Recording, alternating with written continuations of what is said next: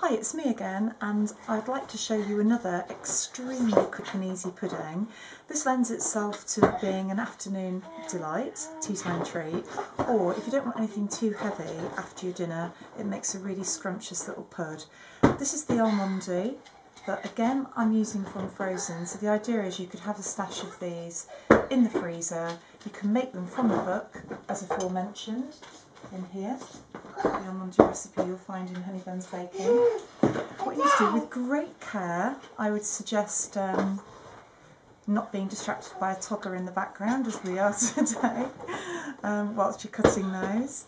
And yeah, you get an awful lot of hospital admissions in Canada from people cutting frozen bagels apparently. I didn't know that. So there you go, cut it in half.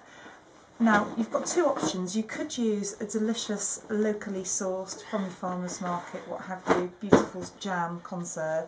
And we're very lucky to have the reigning UK champion living next door but one to us in the next village. We're not going to use Susan's fabulous strawberry or raspberry jam today because I've made my own cheats jam. Now, all you need to do, unspecified weight, I just grabbed a handful of the first soft berries that came to hand. They happened to be the raspberries from the freezer. I stuck them in a little baking tray like so, drizzled some honey on, popped them in a hot oven, 180 degrees Celsius, for a surprisingly long amount of time actually, because they don't burn, even with the honey on, very easily at all. So I put them in for 15 minutes. You then get a very, very pulpy fruit. The smell is gorgeous. It's a real intense raspberryness, and then just mash it up manually with a fork. Couldn't be easier. And obviously stir the honey in, which will bubble and separate out from the fruit a wee bit, and spread that on. It's just absolutely yum-badookish, and I'm sure Susan, the reigning champion, won't mind me saying that it's a nice, valid alternative to a pre-bought jam. Okay, there you go. Today I'm going to go for the creme fraiche option. You could use mascarpone, you could use extra thick double cream, you could mix that up with a little bit of yoghurt, whatever you fancy, but I'm just going to use straight creme fraiche.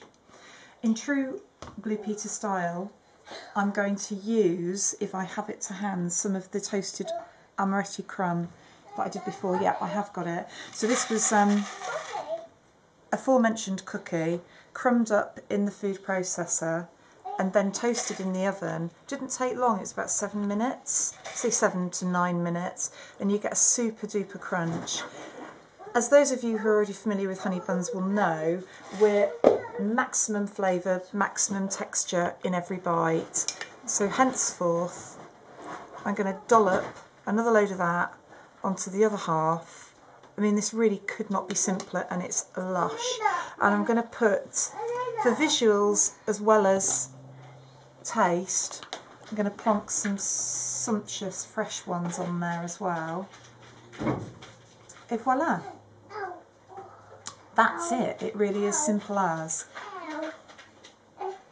It's not quite as simple transferring it onto a plate with claw-like hands like my own. And I did think that looked rather chic-y, no? With the sprinkled raspberry over the top. Serve it as you will, or keep it really, really plain and simple. Dee-fa-doo.